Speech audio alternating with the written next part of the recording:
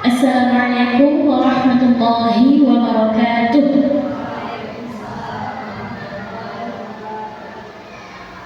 Asyhadu an la ilaha illallah wahdahu la syarika lah wa asyhadu anna sayyidana Muhammadan abduhu wa rasuluh. Puji syukur mari sama-sama kita panjatkan kehadirat Allah Subhanahu wa taala yang mana oleh Allah telah memberikan kita kesempatan bisa berkumpul di hari yang berbahagia ini. Tak lupa pula salawat dan salam kepada Rasulullah sallallahu alaihi wasallam yang mana dengan kehadiran beliau kita telah diberikan ilmu yang sangat luar biasa sehingga kita bisa mentransfer ilmu sampai pada saat ini.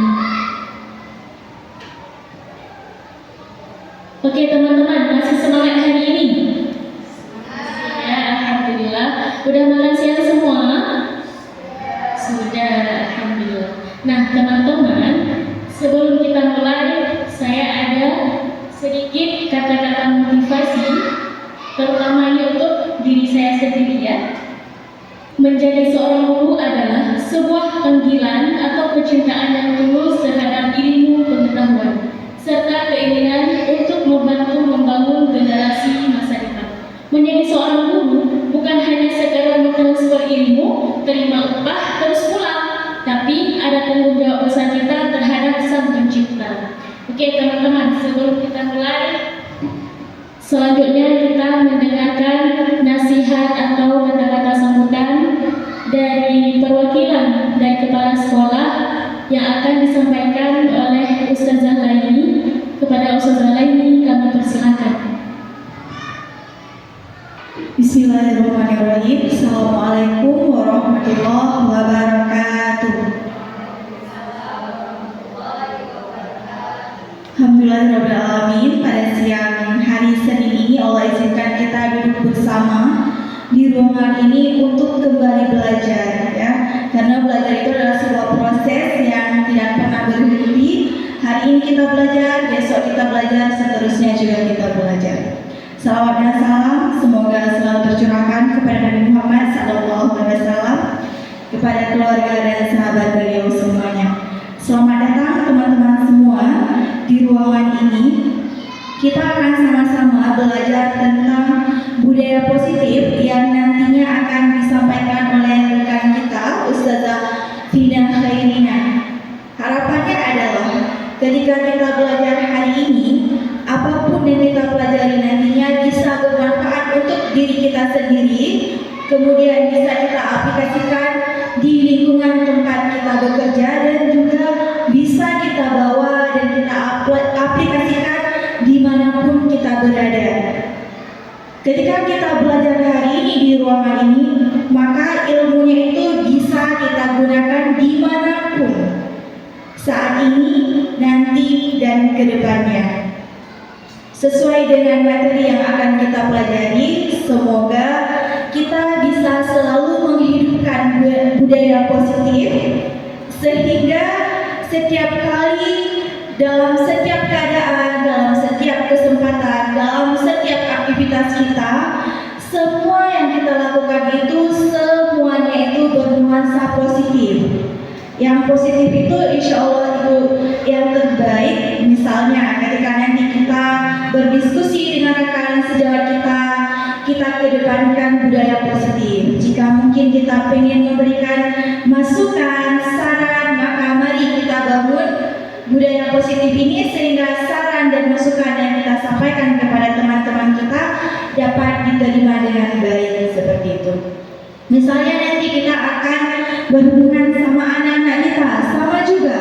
Walaupun umur kita lebih tua, tapi ketika kita bersosialisasi, ketika kita berinteraksi dengan anak-anak kita, maka yuk kita gunakan juga budaya positif sehingga sesuatu yang disampaikan dengan cara yang baik, sesuatu yang disampaikan dengan cara yang positif, maka insya Allah penerimaannya juga akan positif.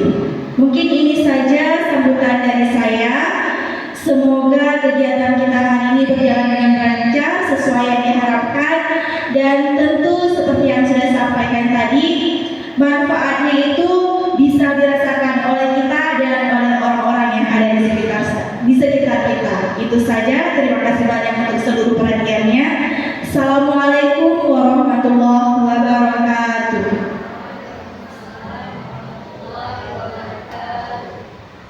Selanjutnya kita dengarkan materi dari Ustazah Fina. Kepada Ustazah Fina kami persilahkan. Dengarkan waktunya. Ya, Assalamualaikum warahmatullahi wabarakatuh. Waalaikumsalam warahmatullahi wabarakatuh.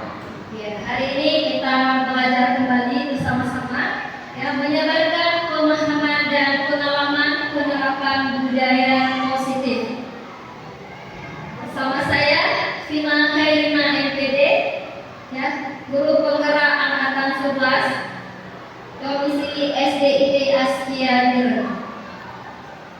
Inilah wadah kita untuk mengasah kembali ilmu-ilmu kita di dalam dunia keguruan. Jadi ilmu kita itu tidak hanya sebatas menyampaikan materi kepada siswa, namun dibutuhkan skill-skill tertentu dalam hal menghadapi anak-anak didik kita. Ya, pada hari ini tanggal 19 Agustus 2024 kita akan belajar bagaimana budaya positif yang harus kita terapkan di lingkungan tempat kita bekerja ataupun di lingkungan sekolah kita. Oke, sebelum kita mulai, satu pertanyaan jujur, ya. Adakah Ustazah merasakan bahwa sekolah kita adalah sekolah yang aman dan nyaman? Aman dan nyaman dalam segi apa? Boleh diutarakan? Segi teman, segi kondisi hati, segi kondisi pikiran. Ada yang mau berbicara? Coba cek, cek satu lagi. Yang mau memberikan pendapatnya. Apakah sekolah kita sudah menunjukkan kondisi lingkungan sekolah yang aman dan nyaman? Aman dan nyaman. Itu. Siapa? Coba Ustazah Frida. Ya. Ustazah Frida mau bandingin nih sekolah sama di sini. Gimana ya? Baik, terima kasih Ustazah atas kesempatannya. Kalau ditanya, sekolahnya gimana? Sudah terasa aman dan nyaman kah? Kami baru menjalani kurang lebih sebulan. Kalau ditanya, saya merasa bahwa hampir di semua tempat kerja, ini ngomongin tempat kerja ya, ada sisi nyaman dan amannya. Alhamdulillah, di tempat terdahulu ada sisi nyamannya, kan sudah lama sudah menemukan nyamannya. Kalau di sini kami baru menjalankan sisi nyamannya, belum ditemukan gitu, karena prosesnya juga dalam ruang lingkup pekerjaan dengan anak-anak. Insya Allah, alhamdulillah sejauh ini sudah lancar. Kalau sesama teman-teman guru belum terlalu akrab seperti itu. Jadi kalau ditanya nyamannya, nyaman dengan anak-anak, insya Allah sudah. Sama teman guru belum, karena pendekatannya belum terlalu dalam seperti itu. Kalau aman, insya Allah aman. Ada satu lagi yang mau berbicara. Selamat datang para guru hebat. Ya, mari kita bersama berkolaborasi dan saling mendukung demi mewujudkan disiplin positif di sekolah kita tercinta. Nah, mau bagaimanapun anggaplah Askia ini tempat kita mengabdi untuk negeri. Kalau tidak ada cinta, maka akan sulit bagi kita untuk mewujudkan anak-anak kita yang memiliki disiplin positif. Sebelum kita mulai, saya akan berikan satu kasus. Ini terjadi di dalam mapel. Biasa terjadi di dalam mapel, kita lagi periksa, tiba-tiba ada anak rantau konjok pas di jam ngajar kita. Bagaimana cara kita menyelesaikan?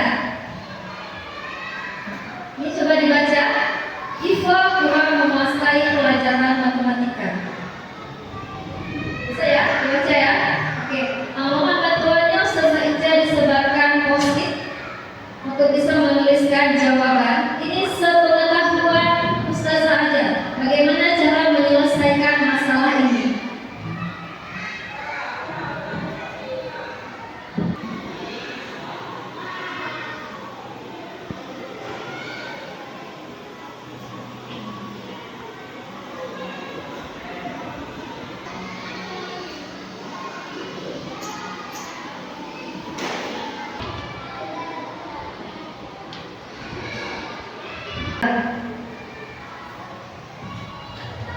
Assalamualaikum warahmatullahi wabarakatuh. Terima kasih untuk kesempatannya. Jadi dari kasus ini terjadi antara guru dan siswa yang mengalami kegugupan. Nah, jadi di sini gurunya yaitu sebagai Pak Seno, pada pertanyaan pertama, apakah Anda setuju dengan tindakan Pak Seno terhadap Iva? Kalau menurut saya tidak, karena tindakan yang dilakukan oleh Pak Seno ini lebih memperparah keadaan anaknya yang sedang kegugupan dan diberikan tindakan dengan menunjuk-nunjuk yang menggunakan tangan dan mempermalukan dari depan. Itu lebih ke tindakan tindakan yang bukan seorang pendidik ya, karena siswa yang sedang berada pada fase itu harus kita dampingi, kita perhatikan, karena kita harus mengetahui dulu apa masalah dia dan kita harus mampu menyelesaikan masalah dia, bukan menambahkan kegugupannya sehingga dia lebih malu lagi depan temannya. Kemudian yang kedua, menurut Anda tindakan Pak Seno terhadap Iva adalah sebuah hukuman atau konsekuensi? Kalau menurut saya ini konsekuensi, karena kalau hukuman itu memang perbuatannya itu salah dan diberikan hukuman, sedangkan konsekuensi ini dia masalah dia sendiri bukan dengan orang lain, dan dia dihadapkan langsung dengan tindakan dari gurunya tanpa mengetahui dulu letak permasalahannya apa. Itu saja dari saya, terima kasih. Nanti jawabannya boleh di tag di depan di sini, ya.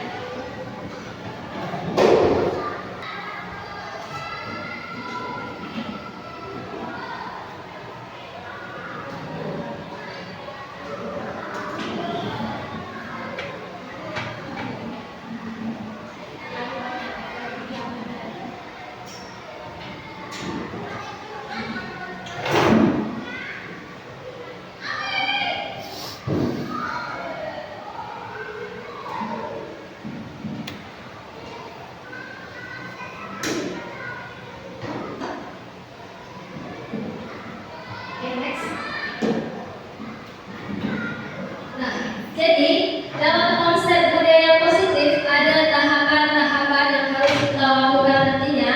Yang pertama disiplin positif, yang kedua perubahan paradigma belajar, yang ketiga motivasi perilaku manusia, dan yang keempat keyakinan kelas, yang kelima kebutuhan dasar manusia, yang keenam posisi kontrol restitusi. Nah, kejadian yang tadi itu nanti kita belajar di slide ke-6. Dan yang ketujuh segitiga restitusi sambungan dari slide ke-8. Oke, next. Dalam disiplin positif, nah harus kita ketahui dulu apa itu disiplin positif. Jadi disiplin positif di sini merupakan salah satu cara penerapan disiplin yang bertujuan untuk menumbuhkan kesadaran. Ya, apakah itu kesadaran kita sebagai guru, siswa, maupun wali murid kita. Wali murid itu kita harus kita sadarkan, jangan hanya ego sendiri. Meskipun mereka menganggap dirinya berbayar di sini, tapi mereka harus punya sadar diri untuk apa? Untuk sekolah ini memang bisa menciptakan disiplin. Kemudian memberdayakan anak untuk melakukan sesuatu tanpa sogokan, ancaman maupun hukuman. Sogokan itu tahu? Pakai ini? Tidak. Untuk anak tidak pakai ini. Kita bilang aja sih, abang belajar dengan baik, nanti Ustazah kasih hadiah. Itu sudah sogokan. Dan itu bukan budaya positif. Nah, nanti kita lanjut lagi. Kemudian apalagi kita sebagai pendidik, ya, tujuannya untuk apa? Menciptakan anak-anak yang memiliki disiplin diri sehingga mereka bisa berperilaku dan mengacu pada nilai-nilai kebajikan. Ya, kemudian baru bisa kita maknai apa itu disiplin. Nah, disiplin itu adalah sesuatu yang dilakukan seseorang pada orang lain untuk mendapat kepatuhan. Benar atau tidak? Supaya patuh, tertib. Kenapa di kelas ada peraturan kelasku? Untuk apa? Patuh. Apakah patuh itu kita mendoktrin anak untuk dia melakukan itu karena dipaksa atau karena kesadaran sendiri? Sini, nanti kita bisa lihat peraturan kelas kita itu masuk kemana. Apakah itu dilakukan karena mereka terpaksa atau kesadaran sendiri? Jika sudah muncul kesadaran sendiri, maka budaya positif di sekolah kita sudah top. Tapi jika anak kita melakukan hal itu karena terpaksa, diomelin guru, tidak dikasih nilai yang baik oleh guru, maka itu bukan kesadarannya. Next. Belajar dengan paradigma baru. Kita ketahui kurikulum kita saat ini menerapkan kurikulum merdeka dengan prinsip profil pelajar Pancasila. Ada apa aja? Itu P5, ini P3. Beriman dan bertakwa kepada Allah. Kedua, bermandiri, boleh. Ketiga, berkebinekaan global. Keempat, bergotong royong. Kelima, kreatif itu apa? Bernalar kritis dulu. Bernalar kritis dulu. Baru kreatif. Kalau dia sudah bisa bernalar, otomatis dia sudah kreatif. Kalau kreatif, bernalar kritisnya terus di belakang kan? Tidak. Jadi jangan keputar-putar, ya. Jangan terbalik-balik. Ayo, cikgu, jangan terputar-putar dan jangan terbalik-balik. Dimulai dulu dimana? Kenapa kita butuh paradigma? Supaya nanti pembelajaran yang kita rancang ini dia berdiferensiasi. Apa maksud berdiferensiasi? Ya, sesuai dengan tahap anak didik kita. Soalnya nih, ada yang kelas 1 sesuai dengan umur mereka. Kelas 2 tingkatkan lagi. Kelas 3 tingkatkan lagi. Kelas 4 sampai kelas 5 beda level mengajarnya. Ya. Nah, ini dia. Bagaimana nantinya ketika kita menghadapi situasi atau permasalahan, ya, jadi kita harus punya kontrol diri dulu. Yang pertama, guru itu mengontrol murid. Yang kedua, kita ini sebagai penguatan positif yang efektif dan bermanfaat bagi siswa kita. Karena kita yang pegang pengontrolannya, maka kita yang harus jadi penguat positif mereka. Ya, nanti kita lihat bahwa kritik yang kita berikan itu membuat anak kita merasa bersalah atau dapat menguatkan karakter. Mereka belajar dari kesalahan, kemudian mereka memperbaiki. Ketika mereka memperbaiki, maka karakter yang kita ciptakan dalam elemen profil pelajar Pancasila itu bisa tercapai. Seperti itu. Kemudian menguatkan lagi bahwa kita orang dewasa itu memiliki hak untuk memaksa. Arti memaksa bukan dipaksa secara brutal, tapi dipaksa dalam kebaikan ataupun kebajikan.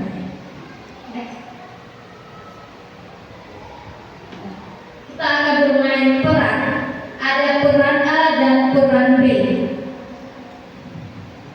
Ini ada peran Humaira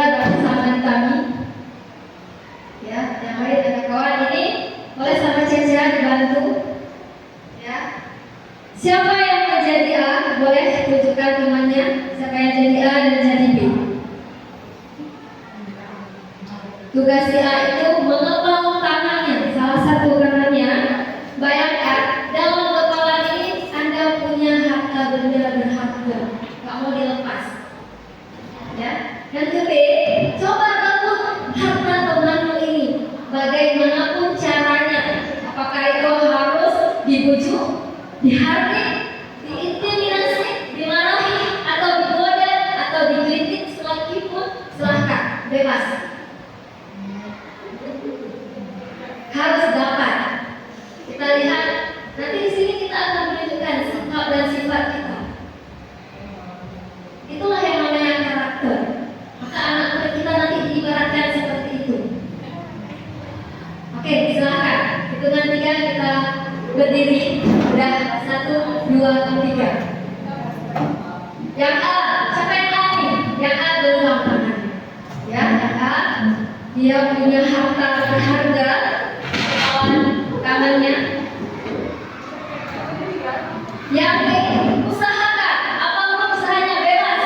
Mau tonjol, mau tonjolan, silahkan. Rebut, belajar.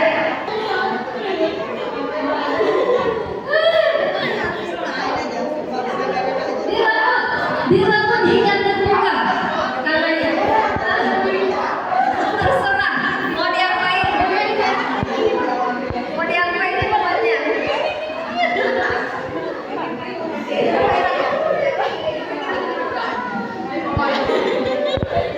Ayo, kita tunjukkan sikap kita. Kita mau mendapatkan ini yang B. Yang B harus punya komitmen. Harus punya komitmen. Yang B harus punya komitmen bahwa saya harus dapat. Yang A, saya nggak mau kasih. Saya nggak mau kasih. Boleh, karena bebas. Boleh ditunjukin.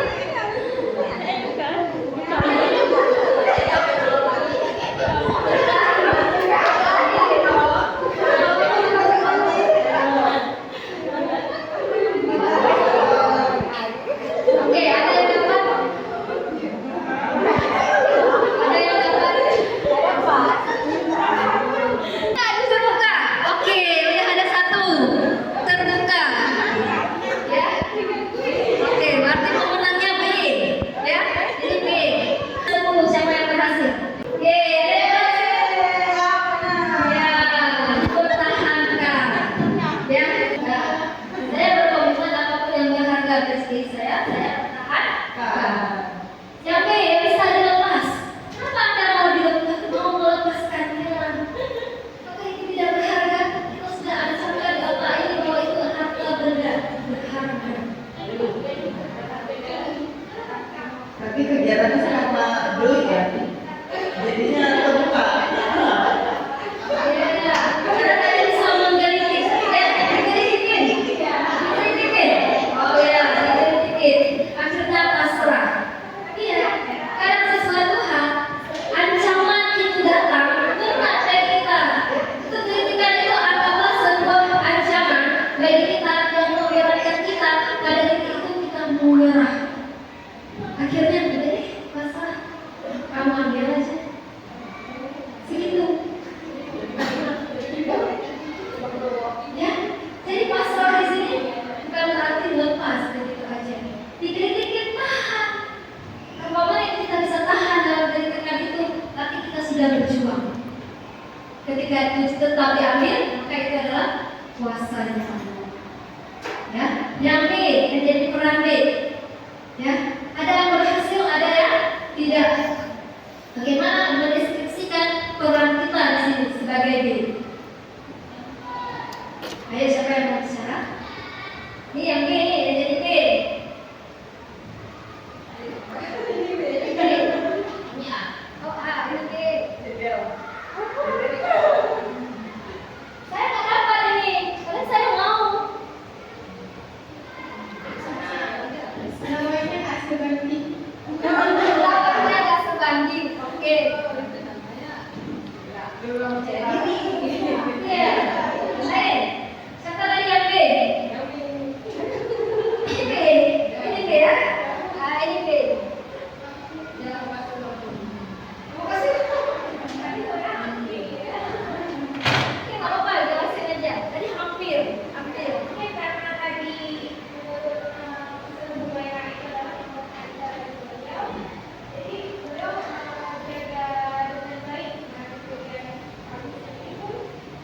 bisa menurutnya.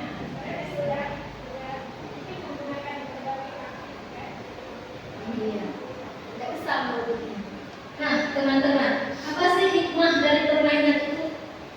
Nggak boleh menurut. Nggak boleh menurut punya orang. Harus mempertahankan apa yang kita anggap berharga. Iya, dalam elemen profil pelajar Pancasila masuk ke elemen apakah itu?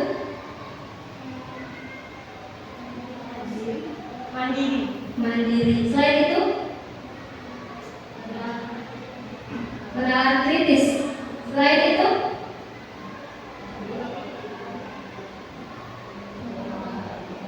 ada lagi?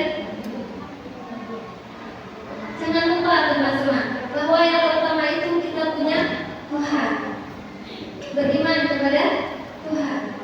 Ya, dan satu memperjuangkan apa yang sudah dia punya, dan satu berusaha apa yang orang punya pengen saya dapat. Karena itu juga hak saya, milik saya, rezeki saya dari Tuhan yang sama. Kenapa nggak boleh? Ya kan? Nah, disitulah yang menunjukkan bagaimana nantinya kita menerapkan karakter iman kepada anak kita. Kedua, mandiri, benar. Kenapa mandiri? Jaga milik sendiri. Sering terjadi pensil, buku bertertahan, nggak ada yang punya. Ini punya siapa? Nggak ada pun. Begitu kita ambil, udah jadi milik kita, lapor punya saya. Ya, terbentuklah karakter. Oh, besok-besok kita jaga pendidikan.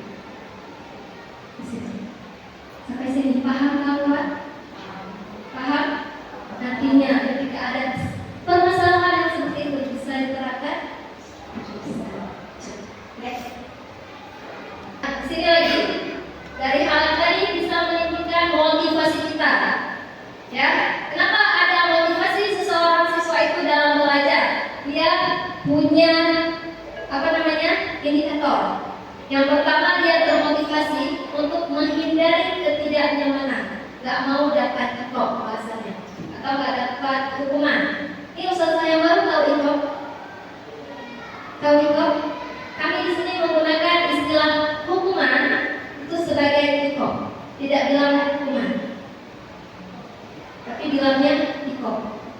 Nah, jadi kalau terdengar nanti bahasa dari guru yang sudah lama diikopin, atau salah kami diikop. Nah, ikop itu adalah memberi sanksi ke anak atau hukuman ke anak.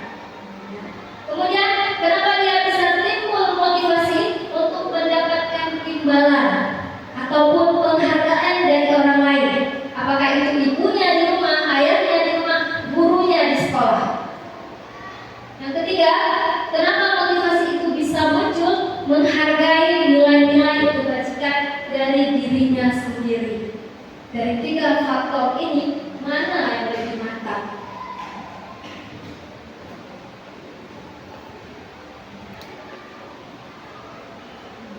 Tiga. Karena itu memang munculnya atas kesadaran sendiri. Nah, kalau misalnya muncul karena dua faktor ini, bisa atau tidak?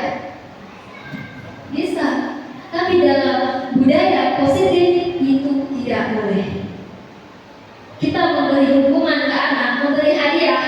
Ini ya, memberi hadiah. Sebelum belajar ini, dulu saya sering kasih bintang banyak-banyak, kasih hadiah per minggu, belilah coklat tos yang harga 1.000 untuk anak. Cuma berapa satu kelas 30 kita bilang, seminggu 30.000 rela kita keluarkan buat mereka. Biar apa? Biar nantinya mereka belajar dengan tertib, muncul motivasi dalam diri mereka.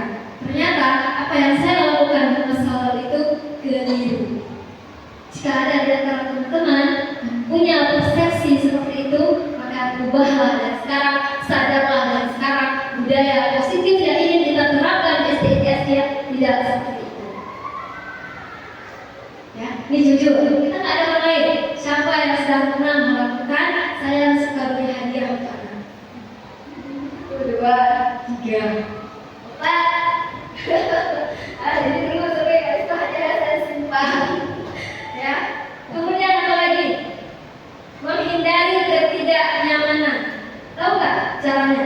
Bagaimana perilaku kita guru dalam berkomunikasi dengan anak sehingga menimbulkan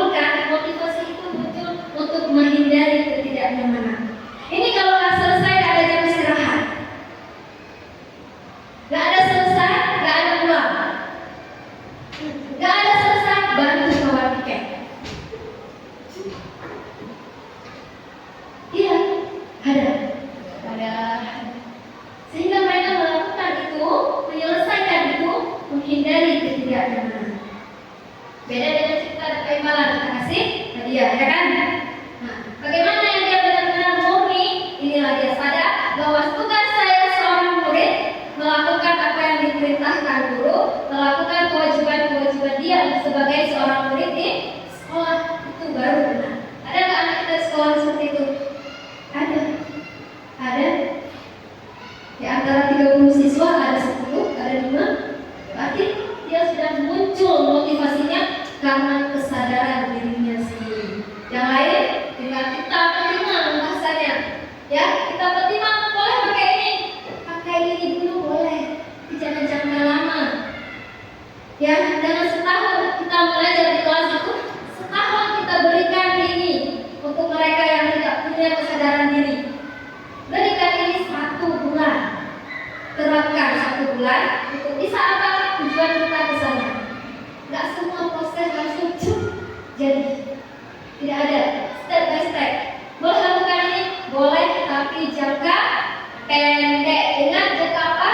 Pendek. Kalau di antara ustazah melakukan jangka panjang, maka jangka panjang berarti introspeksi diri. Apa yang salah dari saya? Oke, next. Motivasi. Untuk memunculkan motivasi itu, pasti yang jadi walau dan kelas pasti ada membuat yang namanya keyakinan kelas. Ya kan? Siapa yang akan buat? Beda ya, keyakinan kelas dengan peraturan kelas. Beda apa sama? Beda. Yakin beda? Yakin nggak beda? Yakin. Kalau peraturan kelas, setiap kelas pasti sudah lihat itu contohnya. Peraturan kelas. Tiba-tiba lihat tuh, siapa yang buat itu? Sekolah. Guru. Mohon maaf, kami sebagai guru tidak terlibat dalam penyusunan peraturan kelas itu. Artinya yang buat adalah lembaga. Siapa? Lembaga. Kemudian di mana terlibatnya kita? Interaksi kita dengan siswa kita di sini, di keyakinan kelas.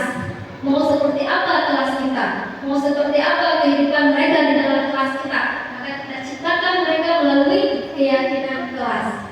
Disitulah muncul motivasi-motivasi yang tadi, sehingga menyadarkan diri mereka bahwa mereka itu memang melakukan sesuatu bukan karena paksaan, bukan karena menghindari ketidaknyamanan, bukan karena mendapat imbalan, tapi karena apa?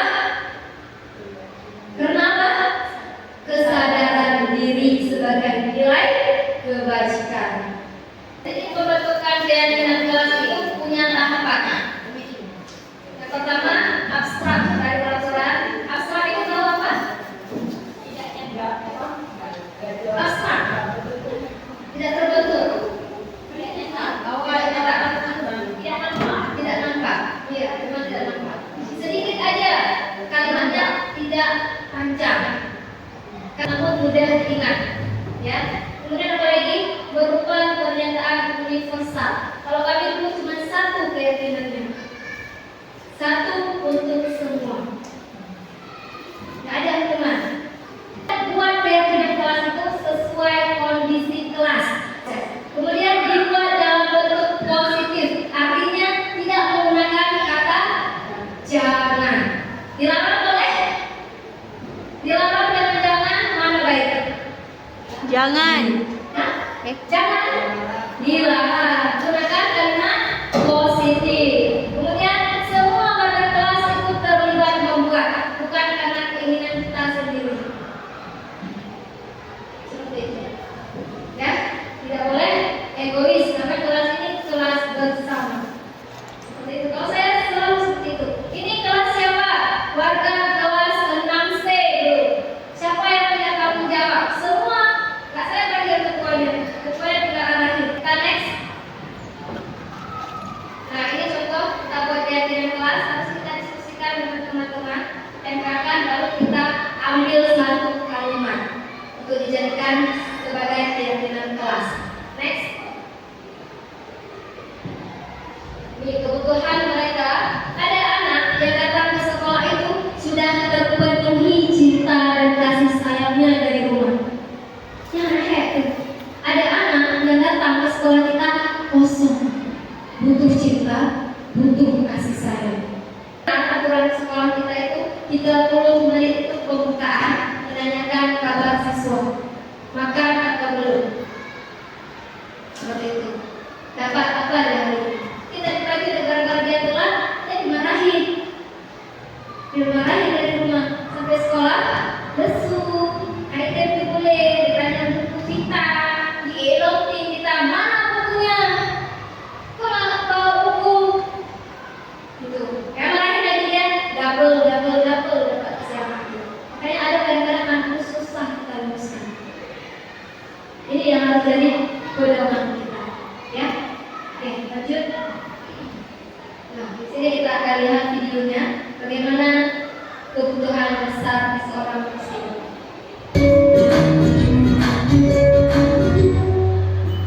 Salam dan bahagia ibu dan bapak guru hebat. Untuk membangun budaya sekolah yang positif dengan lingkungan yang aman dan mendukung murid untuk menjadi pribadi yang berdaya, seimbang, dan bahagia, salah satu upaya yang dapat dilakukan oleh guru adalah memahami kebutuhan dasar yang mendasari perilaku murid. Pada video kali ini, kita akan membahas tentang 5 kebutuhan dasar manusia.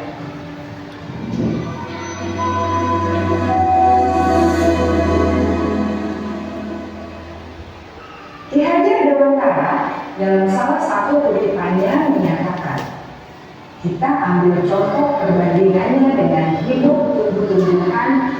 Seorang petani dalam hakikatnya sama kewajibannya dengan seorang pendidik yang menanam padi misalnya. Hanya dapat menuntun buminya padi. Ia dapat memperbaiki kondisi tanah, memelihara tanaman padi, memberi pupuk dan air, membasmi ulat-ulat atau jamur-jamur yang mengganggu hidup tanaman padi, dan lain sebagainya. Ketika guru memahami kebutuhan apa yang mendasari perilaku murid, dan guru berusaha menuntun dan mendukung murid dalam memenuhi kebutuhannya secara positif, pada hakikatnya guru tersebut ibarat seorang petani yang sedang berusaha memahami kebutuhan masing-masing tanaman, dan ia berusaha memenuhi kebutuhan tanaman tersebut agar dapat tumbuh dengan subur dan maksimal. Dr. William Glasser, seorang psikiater dari Amerika Serikat, menyatakan bahwa seluruh tindakan manusia memiliki tujuan tertentu, yaitu memenuhi kebutuhan dasarnya. Ketika kelima kebutuhan dasar telah terpenuhi secara memadai, maka murid akan tumbuh dengan seimbang dan bahagia. Sebaliknya, ketika kebutuhan dasar tidak terpenuhi dengan baik, maka seseorang akan mengalami emosi negatif seperti bosan, sedih, dan kecewa. Maka mereka dapat melakukan perbuatan yang bertentangan dengan nilai-nilai kebajikan atau melanggar peraturan. Dengan kata lain, perilaku buruk seseorang biasanya adalah respons dari kebutuhan yang tidak terpenuhi. Namun, mereka tidak tahu cara untuk menyampaikannya. Ada 5 kebutuhan dasar manusia menurut Dr. William Glasser, yaitu yang pertama, kebutuhan untuk bertahan hidup atau survival. Yang kedua, kebutuhan untuk merasa diterima atau love and belonging. Yang ketiga, kebutuhan akan kebebasan atau freedom. Yang keempat, kebutuhan akan kesenangan atau fun. Dan yang kelima, kebutuhan akan penguasaan atau power.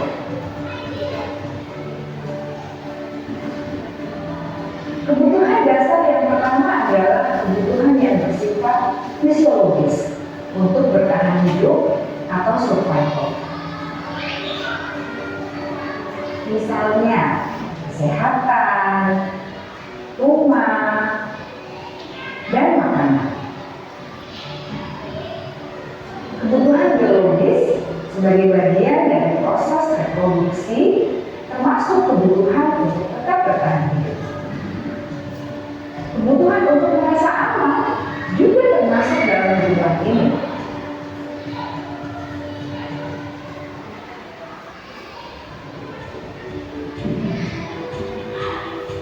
Agar murid dapat belajar dengan Ada kasus di kelas atau di mana, ya apakah siswa itu membuat masalah atau tidak. Jadi harus punya 5 posisi kontrol dalam diri kita. Itu namanya kontrol restitusi. Yang pertama, kita sebagai penghukum. Kedua, kita sebagai pembuat rasa bersalah. Yang ketiga, kita sebagai teman. Yang keempat, kita sebagai pemantau. Dan yang kelima itu kita sebagai manajer. Nah, dari kelima posisi ini ada posisi yang kurang tepat dan ada posisi yang lebih tepat. Ya, posisi yang lebih tepat itu otomatis berada di level tertinggi, yaitu sebagai manajer. Manajer, nah ini dia. Kalau penghukum itu kita membuat anak itu memang kita hukum, kita beri sanksi, atau bahasa kita di sini kita beri blok. Kita suruh dia keliling lapangan, kita suruh dia hormat bendera, atau kita buat dia tugas tambahan. Itu namanya penghukum. Yang kedua, kita buat dia menjadi bersalah. Tuh kan, gak bawa PR, nambah lagi hari ini. Tuh kan, gak bawa pensil, mau tulis di mana? Gak bawa buku tulis di mana? Itu membuat dia merasa bersalah. Kemudian teman itu bagaimana? Teman, oh nggak bawa buku, sana punya kertas nih, tulis di kertas dulu ya. Tapi nanti janji, habis itu pindahin ke bukunya, boleh? Ya kan? Dia salah sebenarnya, tapi kita nggak ngejar dia salah. Kita tetap dukung dia, seakan kita teman dia yang selalu memberi dukungan. Setelah punya kertas, kalau saya selalu kayak gitu, punya kertas di kelas itu pasti banyak kertas UPS sediain. Kalau mereka nggak bawa buku, silahkan tulis di kertas UPS ini. Nanti catatan pulpen merah, pindahin atau salin ulang ke buku catatan. Misalnya pelajaran bahasa Arab, buat tanda tangan. Nanti selesai dipindahin, baru ustazah konten. Jangan konten dulu, nanti dia nggak merasa itu dikerjakan. Ya, seperti itu. Buat catatan kecil supaya apa? Itu dukungan kita ke dia, buat dia merasa nyaman. Yang keempat, pemantau. Ini beda kasus. Ya, ini beda kasus. Misalnya pemantau, kita duduk tuh di situ, tengok aja anak-anak berkeliaran, pantau aja dulu. Sepak bola, tiba-tiba gedung, dah kena. Pantau, artinya setelah ada kejadian, baru kita klarifikasi. Saya tuh sering tuh, saya Liza, nah dulu, kejadian sini. Nah, memantau. Kemudian ceritakan kronologi kejadiannya seperti apa. Nanti ketika kita menyelesaikan masalah dia, baru kita masuk ke tahap manajer. Nah, bagaimana tahapannya? Kita nonton video berikut ini.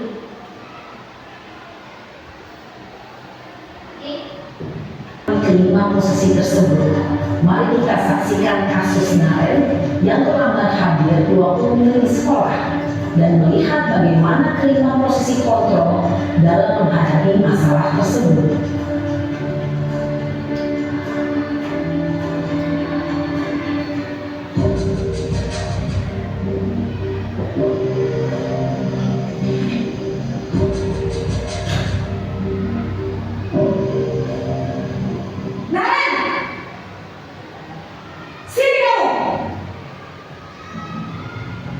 Selamat pagi, Bu.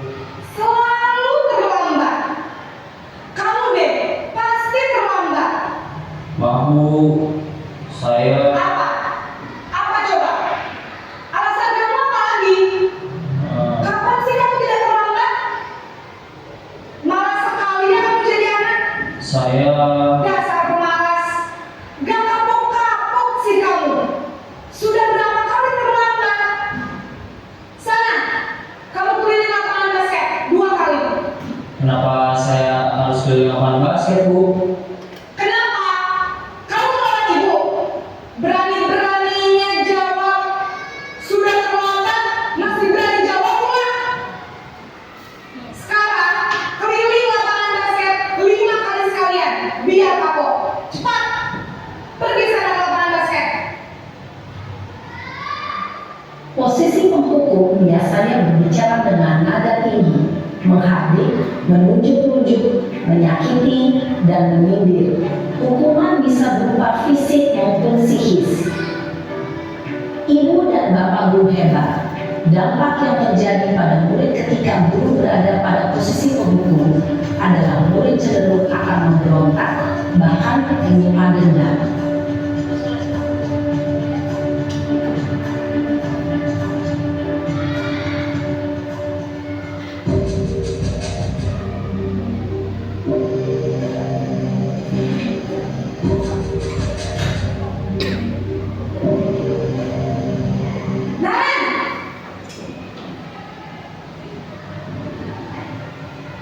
Selamat pagi, Bu.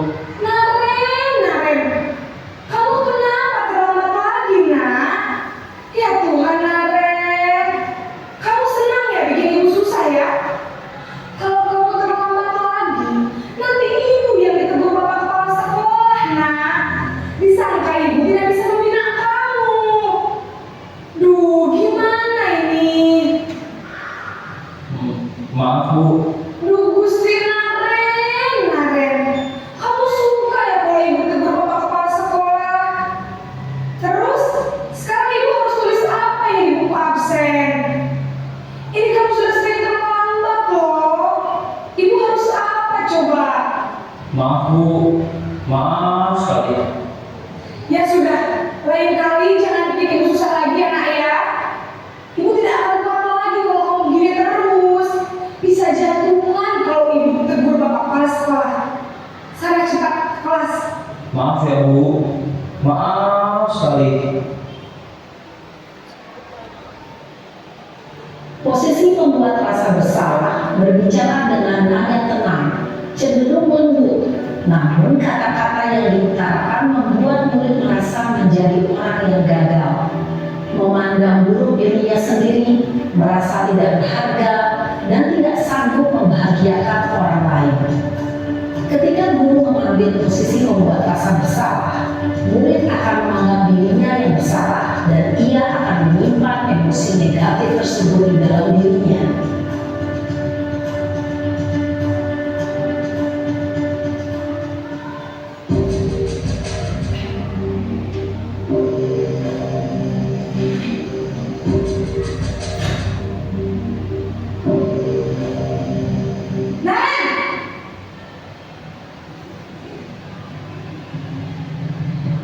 Selamat pagi, Bu.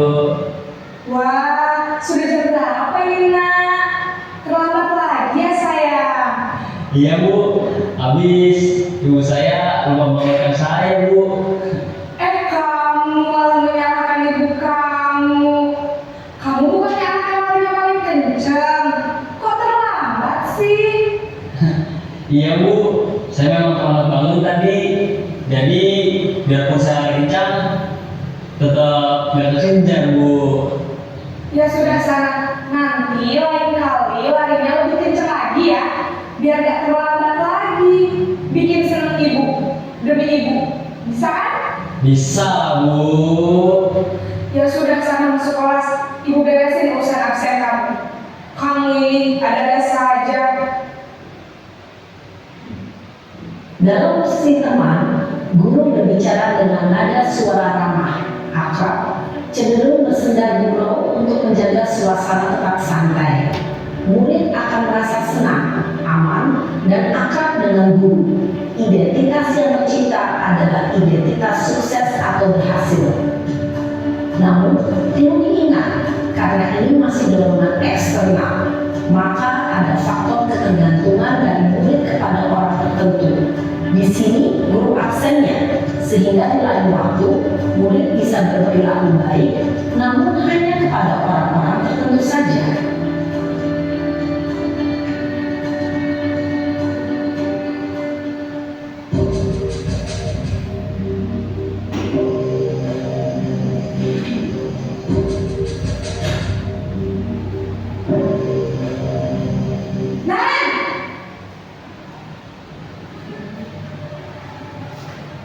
Selamat pagi Bu. Nah, Ren, apa peraturan sekolah kita tentang jam berapa kita harus masuk sekolah, Nak? Kita harus di sekolah jam 7 Bu. Iya, betul. Sekarang sudah jam 7.20. Naren sudah tahu konsekuensinya jika terlambat hadir. Paham Bu, saya harus tinggal kelas pas jam istirahat selama 20 menit. Iya, benar. Konsekuensinya demikian. Jadi nanti jam 9.30 pas istirahat, kamu harus tinggal di kelas, kerjakan tugas tambahan untuk ketertinggalan kamu, ya? Baik Bu. Posisi pemantau mengandalkan penghitungan atau data untuk mengontrol murid. Guru mengarahkan murid berdasarkan peraturan dan konsekuensi.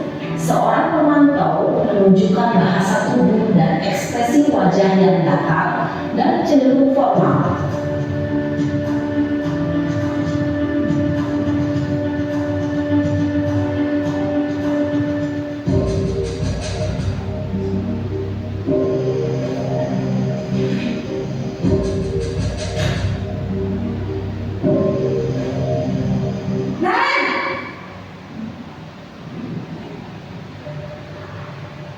Selamat pagi Bu. Selamat pagi, Naren. Maaf Bu, saya terlambat. Iya, sekolah masuknya jam 7, sekarang sudah jam 7.20. Jadi sekarang bagaimana ini, Naren? Maaf Bu, saya lupa alarm saya semalam. Baiklah, menurut kamu, keyakinan sekolah yang mana yang perlu kamu tingkatkan? Menghargai diri sendiri dan orang lain mungkin ya Bu. Setuju. Jadi, apakah Naren meyakini prinsip saling menghormati tersebut? Iya Bu, saya meyakininya. Apakah Naren bersedia memperbaiki masalah keterlambatan ini? Bersedia Bu. Bagaimana kamu akan memperbaiki masalah keterlambatan ini? Saya akan coba untuk tidak lupa menyetel alarm saya Bu. Baik, kalau Naren lupa menyetel alarm di rumah, ada orang yang kira-kira bisa bantu mengingatkan tidak? Ada Bu, kata saya, Kak Emma. Ada lagi selain Kak Emma? Selain Kak Emma, ada ibu saya. Baik, jadi yang mengingatkan Naren adalah Kak Emma dan ibu kamu ya? Kira-kira akan mulai set alarm kapan di Naren? Setelah pulang sekolah, akan segera saya lakukan. Baik, jadi Naren akan setel alarm untuk bangun besok pagi dan akan diingatkan oleh kakak dan ibu dan Naren ya.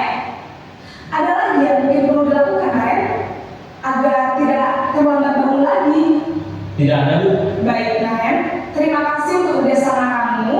Sekarang kamu perlu kembali ke kelas untuk belajar. Baik Bu, terima kasih. Posisi manajer adalah posisi kontrol yang disarankan untuk membimbing murid memiliki sikap disiplin yang positif, yaitu murid yang mandiri, bertanggung jawab, dan dapat memecahkan masalah. Tujuan dari posisi ini adalah agar murid dapat berefleksi atas tindakannya. Guru akan dengan tulus memberikan pertanyaan-pertanyaan bermakna, sehingga membuat murid dapat belajar dari kesalahannya dan mencari sebuah solusi untuk menyelesaikannya. Ibu dan bapak guru hebat, setelah mengamati adegan kelima posisi kontrol tadi, kira-kira posisi mana yang paling ideal? Posisi mana yang dapat menunjang motivasi intrinsik murid? Ya, tentu posisi manajer. Posisi ini memang posisi ideal yang ingin dituju setiap pendidik. Pada posisi inilah, guru dapat menerapkan disiplin positif yang berpihak pada murid, yang memerdekakan murid. Perjalanan seorang pendidik tentunya tidak mudah untuk sampai pada posisi seorang manajer. Namun, tujuan kita pasti, yaitu menciptakan murid-murid yang mandiri, merdeka, dan bertanggung jawab. Semoga penggambaran 5 posisi kontrol yang telah diperlihatkan ini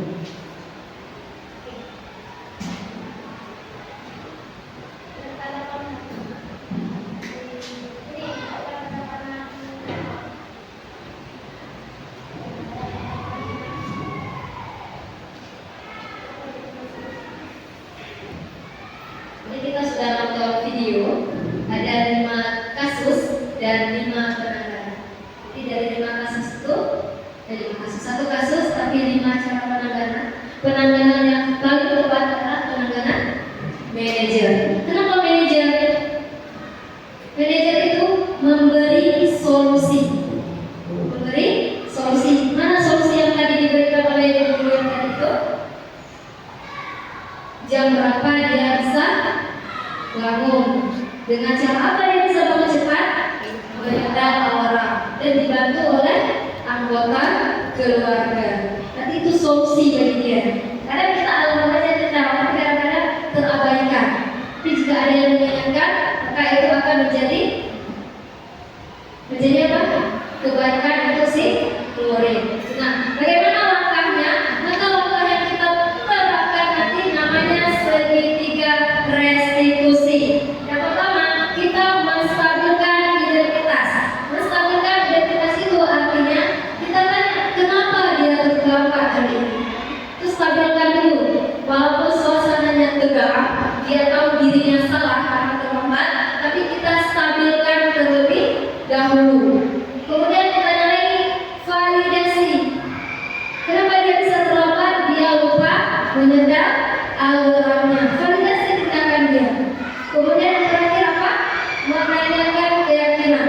Artinya apa yang bisa dia lakukan untuk bisa mengubah keterlambatannya tadi.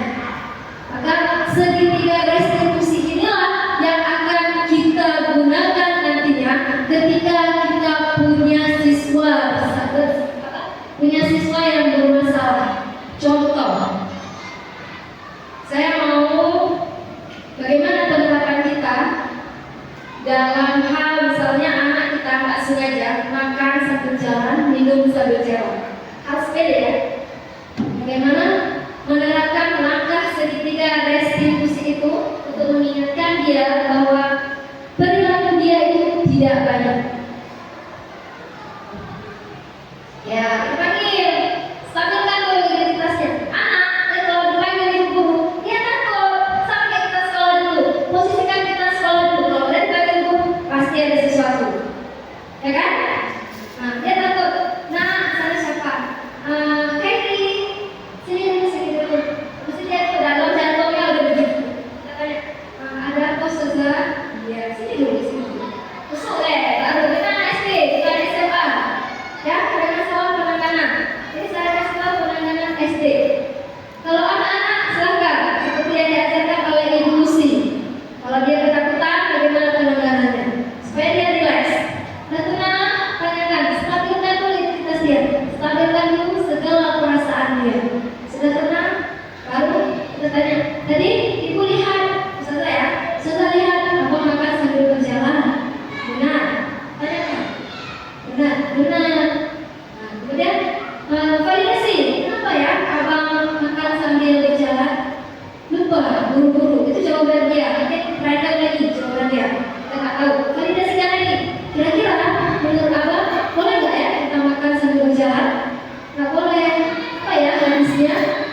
Validasi lagi. Validasi lagi. Apa ya hadisnya? Bacakan. Ada di sini soal yang bisa? Pernah nggak makan sambil berdiri? Atau La yasrabana. La yasrabana ahadukum. Oh, gimana? Kalau dia nggak bisa, ajarkan. Maju ke ASD, ikutin lagi, ditirukan lagi. Nah, kalau udah tahu, maju ke menanyakan keyakinan. Dalam agama kita sudah diajarkan cara makan yang baik. Jadi kalau kita mau sehat, kita gitu. Biar apa? Biar otak ini terekam makannya supaya sehat, makannya supaya makanan yang dia makan tercerna dengan baik. Pertama kerekaman anak-anak kita ini. Jadi makannya harus sambil duduk minum atau makannya. Seperti itu. Selesai. Jangan lupa kita akan masih anak SD atau oke, next.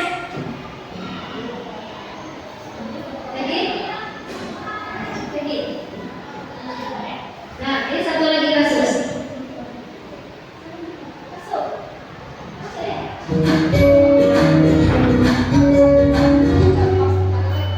Salam dan bahagia Ibu dan Bapak Guru hebat. Pada video kali ini kita akan membahas tentang salah satu keluarga di disiplin masjid yang diterapkan di lingkungan sekolah yang dikenal dengan nama restitusi.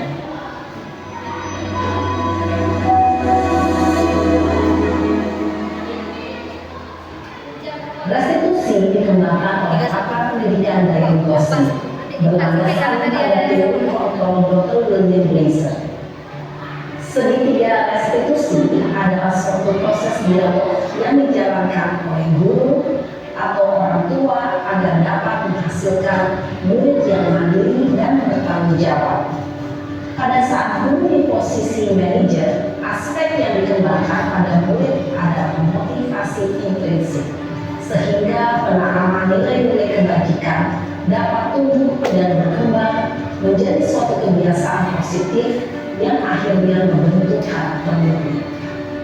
Proses dialog ini terdiri dari 3 langkah yang digambarkan pada ketiga sisi pada segitiga restitusi. Sisi pertama adalah menstabilkan identitas. Sisi yang kedua adalah validasi tindakan yang salah. Dan sisi yang ketiga adalah menanyakan keyakinan. Ibu dan bapak guru, berikut ini akan ditunjukkan bagaimana seorang guru berada dalam posisi manajer menggunakan penerapan segitiga restitusi.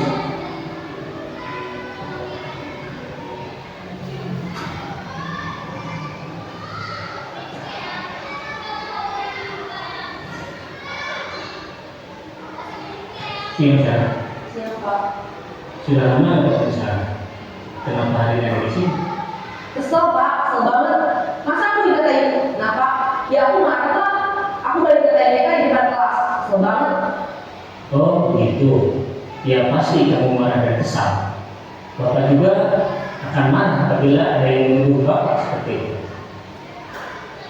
Kemudian pada saat itu kamu mau melakukan apa? Ya saya harus mengatakan mereka Pak. Kesel banget. Saya benar-benar dia dengan teman lain. Oh begitu. Pasti kamu melakukan seperti itu karena suatu alasan tertentu kan? Iya, maksud saya diam saja Pak. Ya saya bela diri lah. Maksud saya dituduh Pak fitnah. Ya wajar lah. Mempertahankan harga diri itu sesuatu yang penting buat kamu. Untung kamu tidak memiliki gagalan, hanya meminta kita. Iya Pak. Untung saya masih bersabar dan hanya meminta saja. Sudah gemes padahal saya pasti bela diri lah. Ya pasti ya. Tapi kamu memilih untuk tetap bertahan dan bersabar. Kamu memilih untuk tidak berbuat lebih parah lagi. Iya. Nah, sekarang coba kita lihat lagi tindakan kamu yang mengkategorikan di kelas. Tindakan kamu itu kira-kira sesuai dengan keyakinan kelas atau prinsip kamu tidak? Enggak lah Pak. Capek Pak jadi pemarah. Jadi keyakinan atau prinsip mana yang kurang sesuai dengan keinginan kamu? Ya saya sebenarnya sangat menghargai orang lain. Mungkin saat itu saya menjadi emosi. Jadi tidak menginginkan seperti itu. Kamu meyakini tidak? Menghargai orang lain itu penting buat kamu. Yakin lah Pak. Iya, setuju. Kita harus saling menghargai. Namun ada juga keyakinan yang kita sepakati yang perlu kita jalankan apabila kita sedang marah kan? Ya saya bisa lebih proaktif, mulai dengan diri sendiri. Saya bisa jadi lebih sabar, mengambil lebih jauh untuk berpikir mau apa selanjutnya. Kira-kira kamu bersedia memperbaiki masalah ini tidak? Sedia Pak. Kalau kamu memperbaiki masalah ini, kamu akan menjadi orang seperti apa? Saya akan menjadi orang yang bertanggung jawab kali ya Pak. Dan senantiasa proaktif. Iya, menurut kamu bagaimana rasanya menjadi orang seperti itu? Ya nyaman lah, bangga bisa bersabar dan tahan diri. Baiklah kalau begitu. Yuk kita pikirkan bagaimana memperbaiki masalah ini.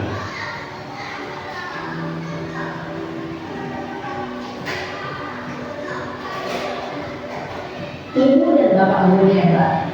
Baru saja kita menyaksikan contoh bagaimana seorang guru berada dalam posisi manajer menggunakan penerapan segitiga restitusi. Mari kita bahas satu persatu. Pada sisi pertama, menstabilkan identitas berdasarkan berprinsip bahwa membuat kesalahan adalah bagian dari proses pembelajaran. Sisi pertama dari segitiga ini berperan menggeser identitas murid dari identitas gagal ke identitas sukses. Murid yang sedang bertingkah laku yang tidak pantas atau menarik diri saat itu sedang mengalami identitas gagal. Bila kita mengikutinya, maka posisinya tidak akan berubah. Kita bisa menunjukkan pernyataan ini. 1. Membuat kesalahan sesuatu yang wajar. 2. Manusia tidak ada yang sempurna. 3. Kita bisa memperbaiki masalah ini. 4. Saya tidak menanyakan kesalahannya. Saya yang fokus bagaimana memperbaiki masalah ini. 5. Apakah saat ini kamu tengah menjadi orang yang baik untuk dirimu sendiri? Pada sisi kedua, validasi tindakan yang salah berlandaskan pada prinsip bahwa setiap perilaku berupaya memenuhi suatu kebutuhan tertentu. Murid yang telah memahami ilmu kontrol akan bergeser dari pemikiran stimulus respon menjadi proaktif dan mencoba untuk mengenali tujuan dari perilaku murid, mengenali dan mengakui kebutuhan murid ini dapat memperbaiki hubungan dengan murid tersebut. Pernyataan atau pertanyaan bisa disampaikan dengan nada suara terbuka ini atau memojokkan, sehingga dapat mengembalikan murid pada posisi positif. 1. Kamu bisa saja bertindak lebih berbahan dari ini. 2. Aku bukan melakukannya tanpa suatu alasan tertentu. 3. Kamu melakukannya karena mempertahankan selalu berpikir begini. 4. Mungkin kamu bisa mempelajari suatu perilaku baru yang lebih efektif. Bersediakah kamu mempelajarinya? Selanjutnya, kita akan simak sisi terakhir yaitu menanyakan keyakinan. Teori kontrol menyatakan bahwa pada dasarnya kita termotivasi secara intrinsik. Pada saat perilaku yang sama telah divalidasi dan identitas sukses telah stabil, maka murid telah siap mengaitkan keyakinan-keyakinannya dengan tindakannya yang salah dan pemikirannya telah bergeser ingin menjadi orang yang tuju. Pertanyaan-pertanyaan ini dapat mengaitkan keyakinan-keyakinan yang diambil murid. 1. Sebagai keluarga atau kelas, apa yang kita yakini? 2. Nilai-nilai apa yang telah kita sepakati? 3. Seperti apa yang menjadi sebuah kelas yang ideal untuk diri? 4. Kamu ingin menjadi orang seperti apa?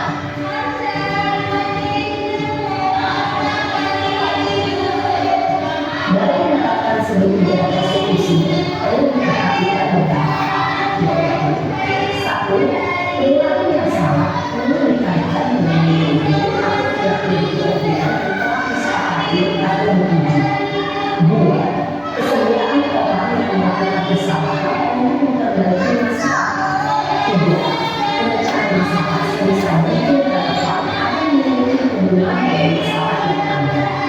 4. Usaha. Ini adalah suatu usaha perbaikan dan pihak yang membuat kesalahan. 5. Waktu. Perlu didedikasikan waktu dari pihak yang membuat kesalahan. Tanyakan kapan akan mulai melakukan usaha untuk memperbaiki masalah. Dengan memahami siklus penerapan segitiga restitusi, mengharapkan diri dapat menerapkan posisinya sebagai guru dengan mengajukan pertanyaan-pertanyaan bermakna yang dapat membuat murid menjadi lebih percaya diri, bertanggung jawab, dan mandiri. Nah, ibu bapak guru perlu tidak mengikuti ketiga tahapan dalam segitiga restitusi bergantung pada ringan beratnya suatu permasalahan.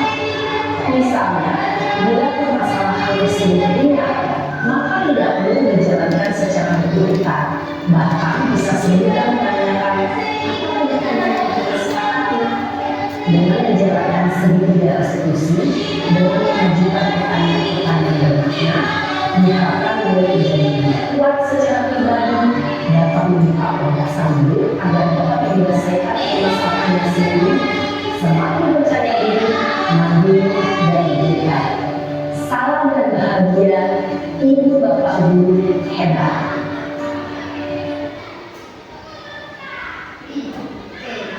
Sudah selesai, ya. Itulah cara-cara kita dalam menyelesaikan masalah. Nantinya mungkin dapat kita lakukan. Nah, di sini sebelum kita tutup, adakah dari teman-teman mau bertanya atau mungkin sudah punya kasus ini? Bagaimana cara menyelesaikan?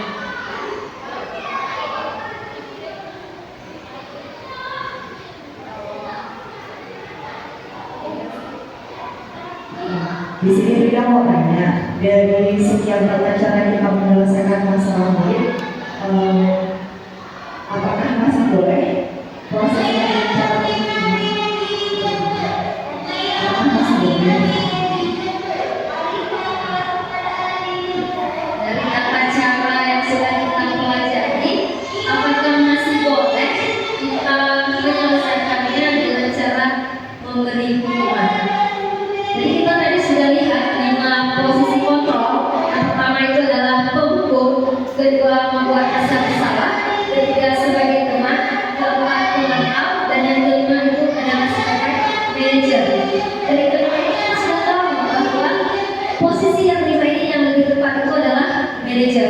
Bagaimana dengan penghukum ini yang berada di level pertama? Apakah boleh? Nah, inilah yang mau kita tekankan. Kita mau menciptakan budaya positif. Artinya tidak ada lagi tekanan. Kalau ada tekanan, kira-kira nyaman tidak? Aman tidak? Seperti itu. Janganlah jauh-jauh, kita aja. Setelah kata, saya potong gaji. Gimana rasanya? Senang? Sama dengan seperti itu. Tapi ada hukuman. Dari sikap kita terlambat datang, ada konsekuensi, diberi hukuman, yaitu potong gaji. Ya kan? Ya, kalau anak-anak kita beri hukuman seperti itu, apakah merdeka bagi mereka? Tidak. Kita aja yang potong gaji tidak merdeka. Ya kan? Tidak merdeka secara finansial, yang sudah bersusah payah harusnya lebih. Kan itu yang kita harapkan.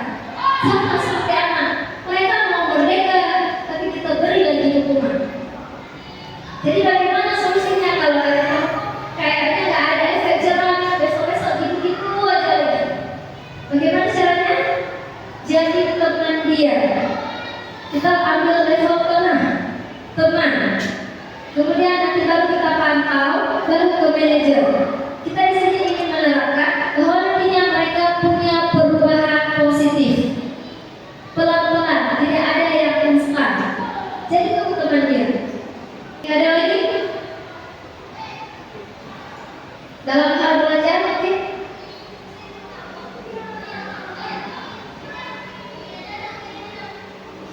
Tidak ada. Nah, tadi kita sudah buat satu kasus di sini, ya. Pak Seno langsung menunjukkan si Iva sehingga dia lebih gugup, ya kan? Nah, itu kira-kira posisi kontrol di manakah Pak Seno berada? Langsung di tempat, sehingga si anak merasa paling lagi dengan teman-temannya. Seperti itu. Harusnya Pak Seno seperti apa? Boleh jadi manajer atau boleh jadi teman. Kalau kita itu kira-kira mampu ke manajer, kita ke manajer. Kalau belum mampu ke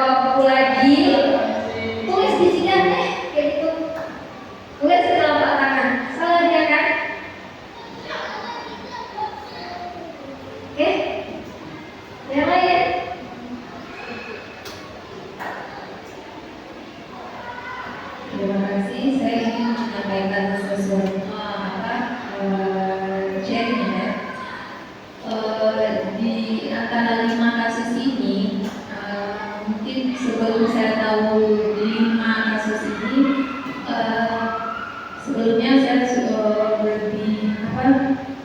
lebih menerapkan prinsip memang tidak menghukum dalam kelas, tetapi saya lebih menerapkan prinsip tidak begitu bahasanya tidak mempedulikan hal yang seharusnya tidak dilakukan. Misalnya seperti menghukum, saya sendiri kan, ya udah nggak usah dihukum, tapi juga tidak mempedulikan itu. Seperti itu, apakah itu hal yang bisa dilakukan? Di bagian manajer juga saya juga belum menemukan hal itu. Jadi seperti kadang-kadang di posisi teman juga pernah saya lakukan, tapi untuk menghukum ini juga saya nggak peduli gitu. Jadi untuk ke depan juga kadang-kadang anak-anak mulai lagi gitu. Apakah hal itu bisa gimana gitu? Oke, kita cek solusi sama-sama. Ya, bukan 5 kasus ya, 5 posisi kontrol kita sebagai guru, mau menempatkan diri kita itu sebagai apa? Siswa kita, seperti itu. Nah, jadi kalau misalnya ini kembali lagi ke diri kita, apa sih tujuan kita mengajar mereka? Punya tujuan. Kalau kita punya tujuan, dalam perjalanan ini kita abaikan sehingga kira-kira sampai nggak ke tujuan. Contoh, kita mau ke mata, ternyata sudah ada petunjuk bahwa di mata ada hal yang tak boleh kita lewat, tapi kita mengabaikan.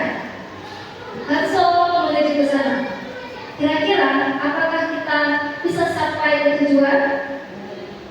Tidak. Misalnya di Cianjur ada kejadian mobil truk terlintas atau sehingga badan jalan tidak bisa dilewati. Tapi kita mengabaikan. Orang bilang, balik, apa boleh jalan itu lewat jalur belakang misalnya gitu kan? Ngapain? Iya gitu. Tapi kita tujuan kita ke sana. Tapi kita mengabaikan apa ibaratnya? Ya, mengabaikan hal-hal kecil yang ingin menjadi tujuan kita ke masa bisa sampai. Sehingga kita tersendat begitu sampai Cianjur nggak bisa lewat.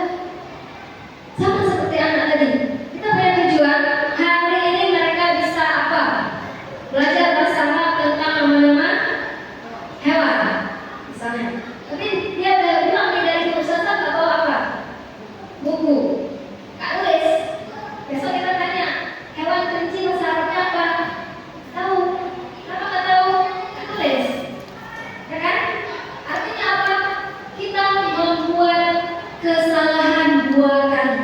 Ngajar lagi, ulang lagi. Harusnya review hari ini, bukan mengulang materi yang sama. Siapa yang kalah? Kita apa anak? Kita. Makanya butuh tujuan. Kalau nggak ada tujuan, apapun itu tidak akan tersampaikan. Oh semuanya, kalau saya nggak banyak hari ini perlu apa? Nah segitu aja, one by one, step by step, perhatikan waktu kita. Karena anak-anak ini lama nulisnya, di situ aja udah habis waktu. Tujuannya apa? Mengenal nama hewan dalam bahasa Arab. 10 aja, udah boleh. Perhatikan hewan yang ada di sekitar. Jangan jerapah yang di dalam kebun binatang yang ada di sekitar. Nyamuk, cicak, tunjukkan. Gitu. Ada cicak di kelas, tunjukkan itu. Ada nyamuk, tunjukkan itu. Ada belalang, tunjukkan itu. Yang dekat. Sehingga itulah yang melekat pada anak. Seperti itu. Jika ada waktu lagi, silakan. Hewan besar lagi, seperti itu. Namanya juga mau kenalin bahasa Arab hewan gitu. Ya Ustazah, gimana? Dapat pencerahan? Oke teman-teman, itulah posisi kita dalam menyelesaikan masalah.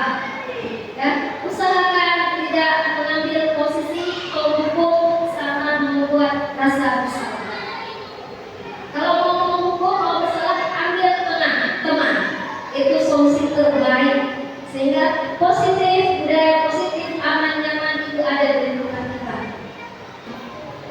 Jadi kalau anak kelas rendah, posisikan diri kita sebagai teman. Kalau anak kelas tinggi, posisikan diri kita sebagai manajer. Ya, gimana? Sampai paham di sini? Sehingga nanti kita memang mengharapkan budaya positif. Ustazah kami marah, tapi tak marah. Tahu maksudnya? Ustazah kami marah, tapi tak marah. Boleh kalau kita ngomong ustazah marah, ustazah sedang marah Nina, tapi lembut. Jangan keluarin ada petir, ya? Kalau keluarin ada petir nggak jelas marah. Ini ustazah lagi marah, marah banget. Kenapa? Jelasin. Jika mereka sadar. Nah, inilah budaya positif yang harus kita terapkan seperti yang tadi, tetap bekerja sama atau berkolaborasi. Jadi demikian ya sebenarnya budaya positif kali ini dari saya. Tidak kurang saya mohon maaf. Assalamualaikum warahmatullahi wabarakatuh. Semoga apa yang sudah kita sampaikan hari ini benar-benar kita lakukan setiap hari. Apa yang bisa kita ambil yang sudah kita sampaikan, semoga dengan kita menerapkan budaya positif di sekolah kita bisa membantu kembangkan siswa-siswi kita semua menjadi pribadi yang lebih bertanggung jawab, pribadi yang kritis, penuh hormat. Amin ya rabbal alamin. Nah, sekian hari ini mari sama-sama kita membaca istighfar. Astagfirullahaladzim. Kemudian kita tutup perjumpaan kita hari ini dengan membaca doa kafaratul majlis.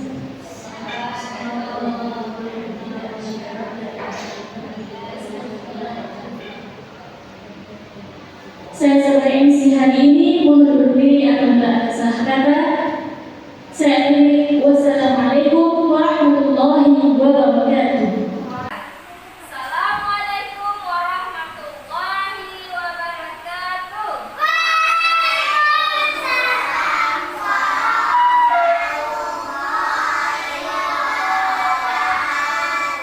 Ya, apa kabar hari ini? Alhamdulillah luar biasa.